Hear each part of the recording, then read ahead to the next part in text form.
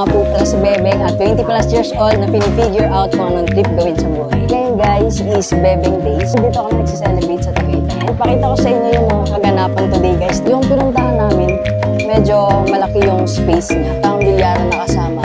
Tapos nagpaihaw din ako dito dahil gusto ko yung mga ihaw-ihaw. Tempo. Tapos meron ding bangus dito. Ayan mga tropa ko. Prop!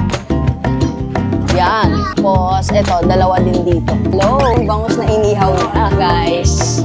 Ang sarap. Sige, 5 feet daw yan. Ito yung gusto ko talaga eh. Ito sa inyo yung room. Ito po yung malaking kwarto natin. Double deck. And medyo magulang dahil excited kami dito. Mag-enjoy talaga. Sobrang busy. Ang dami kong ginagawa. Ganon, nagla-live sale, nag-affiliate, tapos nag-video guys. Kailangan ko lang siyang i-record para ma-cherish ko yung moment and mababalik-balikan ko. So ayan guys, see you next vlog. Ako nga po pala si Bebeng at 20 plus years old na pinifigure out kung anong trip gawin sa buhay.